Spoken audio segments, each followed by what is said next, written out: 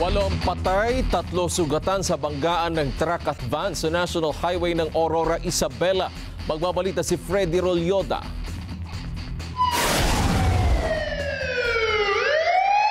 Dead on arrival ang 8 individual matapos masangkot sa isang vehicular accident ng isang van at truck sa bahagi ng National Highway sa Aurora, Isabela kaninang alas 2:45 ng madaling araw.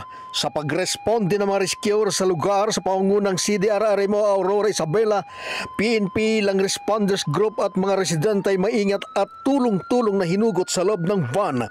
Ang mga biktima na nakandusay sa loob at walang mga malay, dinala ang mga biktima sa isang hospital ngunit naideklarang DOA ayon sa mga wasikasong mga doktor.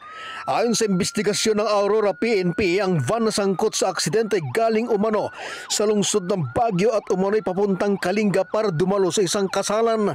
Kita sa CCTV footage na nakabuntot ang nasabing van sa isa pang van kung saan pagdating sa mismong lugar ng insidente, isang 6-wheeler truck na galing sa southbound lane ang biglang bumulaga sa northbound lane na direksyon at dinadaanan ng van kung saan ang truck ay biglang napapihit at kinain ang linya ng dalawang van hanggang napadikit sa kaliwang bahagi ng unang van, ngunit bumper to bumper ang sumunod na eksena para sa pangalawang van na sinasakyan ng mga biktima. Ilan sa mga nasawi na kinilala na otoridad ay sina Oseas Calderon, driver ng van at residente ng Bulo, Tabuk City, Niches Hisel Kagayungan, Claribel Maling at Jing Rombawa. Inaalam pa na otoridad ang pagkakilanlan ng 4 sa mga nasawi. Nagtamo din umano na matinding pinsala sa katawan ng driver at pasaheros ng naunang van maging ang driver ng truck at naisugod din sa ospital.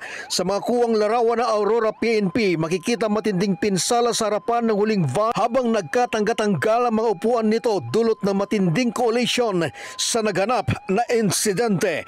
Malaking damage din ang iniwan ng banggaan sa harap ng truck, dahilan para ma-hospital din ang driver nito. Patuloy ang panawagan ng otoridad na iwasan ang pag-overtake sa mga alanganing sitwasyon para hindi makapaminsala sa iba at iwas aberya sa mga kalsada. Freddy Rolyoda para sa Mata ng Agila. Matatag, matapang, matapat.